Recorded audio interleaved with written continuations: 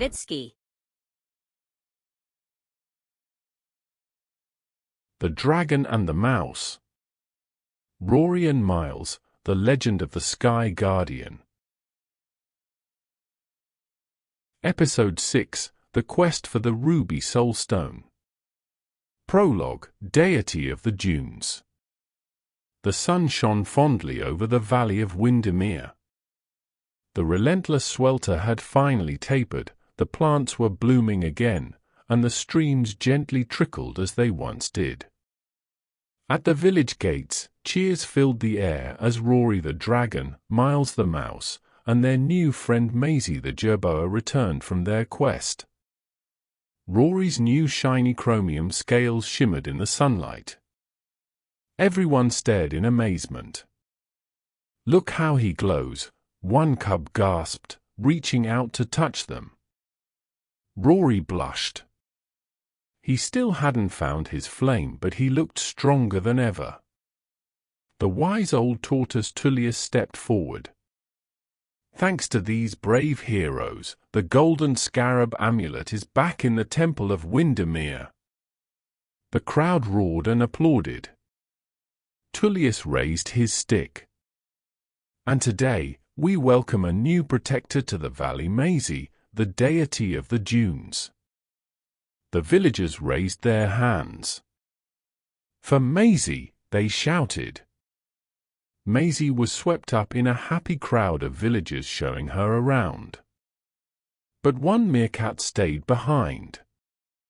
She had a long pouch full of herbs and a worried look on her face. "Tullius," she said quietly. "It's me, Mercia the herbalist.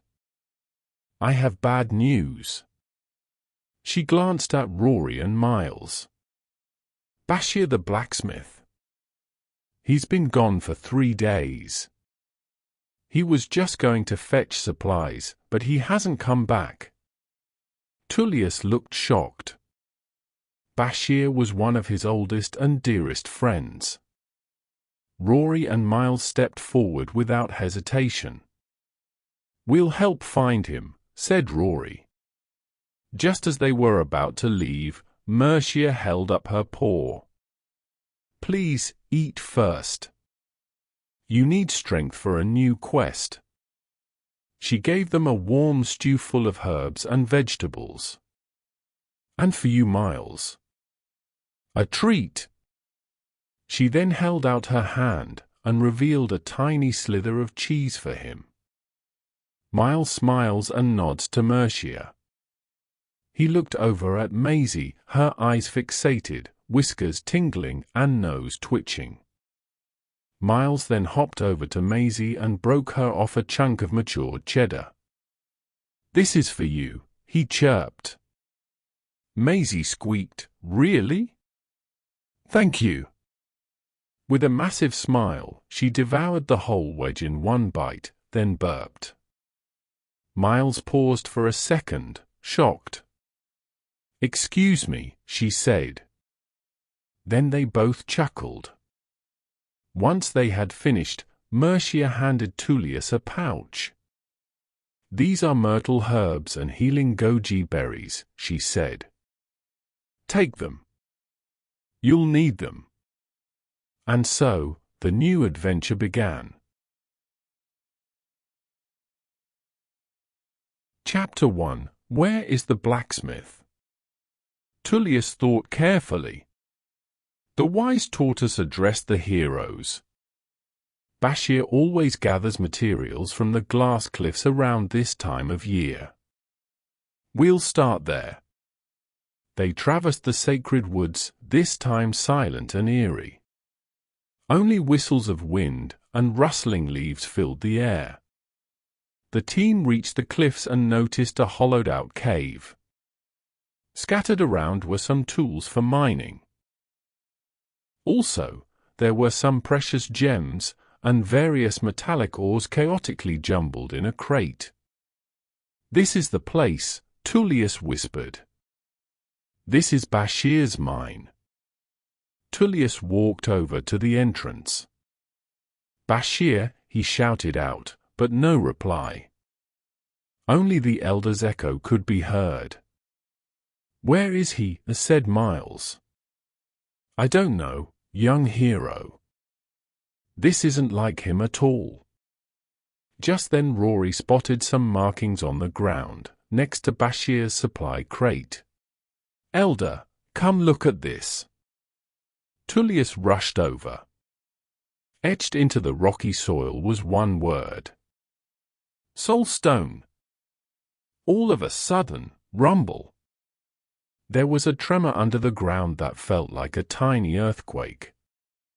"Right, we must go," Tullius demanded. "I know where Bashir is. We must head to the Forest of Eternity." And with that, the heroes, led by the worried wise elder, trekked back through the sacred woods, past the village and towards the forest. On their journey they passed Lake Lucid once more, and ventured into the wildly eternal forest. Straying from the path, in search of Tullius's oldest friend, Maisie's ears twitched. "Something's strange," she said. "I can hear whispers, but I can't make out the words." They wandered in circles, confused by the strange noises and the maze-like paths. Suddenly, they found themselves back at the Temple of Windermere. "This isn't right," said Tullius, rubbing his beard. "Bashir never goes this far." The old tortoise grew tired and had to rest. Maisie stayed behind to care for him. "The whispers are too loud," she said. "They're messing with my hearing. I can't guide us anymore." Tullius sighed. No one has ever returned from deeper in the forest. Maisie stood very still. "Wait. I hear something different." Not a whisper. A growl, deep and far away. Tullius's eyes widened. "That must be him. Please, save my friend." Rory and Miles exchanged a look. "Here we go again," Rory said in jest. "We've got this," Miles replied. Tullius handed them the herbs from Mercia. "Just in case." Then the young dragon and mouse stepped into the unknown. Chapter 2: The Forest of Eternity. Even though it was still daytime, the deeper they went, the colder and darker it became. Shadows stretched across the ground, and the trees whispered around them. Suddenly, boom! A rumble shook the forest. The ground trembled again, as if a muskoxen herd were stampeding behind them. "Back towards the village," said Miles. Rory hesitated. "We should keep going." They pressed on, following the growl Maisie had heard earlier. But the sounds led them sideways, and soon the trees vanished. They stepped into a new land. The sky was grey, the wind icy. Everything was cold, quiet, and strange. "Where are we?" asked Miles. "I don't know," quivered Rory, shivering. "Anne? I can barely move." His scales were beginning to freeze. Then crash! A figure stumbled into view. It was a large black panther, wearing a red bandana. He was leaning against a rock, holding his stomach, and clutching something glowing a dazzling ruby red. "It's Bashir!" cried Miles. "I'm trying to save the valley," Bashir groaned. "Tell Tullius. I found it." "We're here to bring you back," said Rory. Bashir spluttered a chuckle. "So, the old snail sent you, did he? I knew. He wouldn't forget me." Suddenly, out of nowhere, roar! A beast charged from behind the rocks. It was massive, covered in fur, with strong horns long and curved, and a frightfully furious gaze. "It's an Ovi-boss," shouted Bashir. "Run!" Nobody had ever seen an Ovi-boss. Well, at least, not outside of scriptures and legend. The creature scraped the ground and charged at Bashir again. With a burst of courage, Rory stood in its path. The Ovi-boss slammed into him, wham! But Rory didn't move. His frozen scales were like armor. The Ovi-boss staggered back, dazed, and collapsed. "Thank you," Bashir said, weakened and depleted. "I couldn't fight him off alone." Rory tried to help him, but his wing was frozen stiff. Bashir held up the glowing red stone from his paw. "This is the ruby soulstone," he said.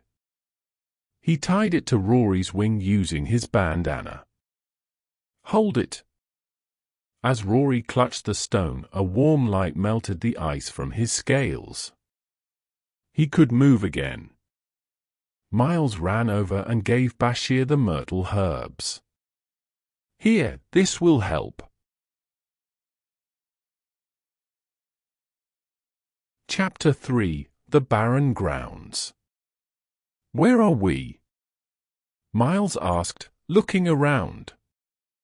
"I believe," said Bashir, "this is the Barren Grounds.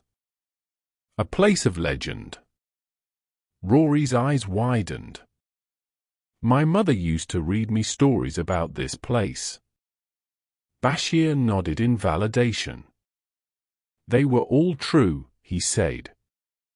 "I went through the sacred woods to the glass cliffs and I could feel the ground shift. It must have been the volcano in Lavras, even the cliffs rattled, something felt very wrong. We went there too, looking for you, we felt the earth shake," Miles responded. "Tullius must have got my message then?" questioned Bashir. "Yes, Soulstone," answered the heroes. "I knew he would understand. But after the tremor, it hit me. The tales of the barren grounds. I had to see if they were real." "And they are," said Rory, "or inspired." Together, the trio turned and began their journey back through the forest. Back at the forest clearing, Maisie spotted them and ran over. "You're safe," she gasped. Bashir limped over to Tullius, who smiled wide. "You old kitten," Tullius said.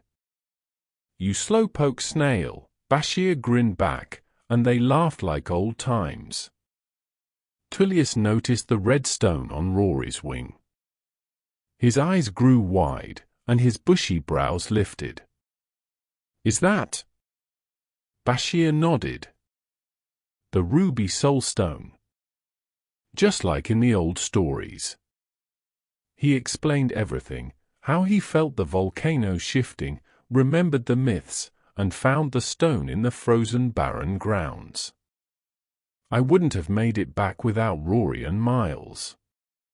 Tullius turned to the heroes, unable to find the right words, and nodded. They nodded back, knowing how much this meant to him. Then Tullius looked serious. "I may still have my old books. We'll need them. Everyone," he said, "come with me." Now Rory did not need the ruby stone anymore. He asked Maisie to remove it. Maisie did, and handed the soulstone to Tullius and the bandana back to Bashir. They all stepped onto the stone platform at the temple entrance. Tullius with the radiant red soulstone glowing in hand, and the platform slowly shifting, they descended into the ancient underground chamber of Windermere, ready to uncover more secrets and maybe more adventures. The end. Wait. What were these stories about? And who made it a place of legend? Maybe we will find out. Moral of the story: even the eldest and wisest need others to lean on. True strength comes from knowing your own limits and when to accept help.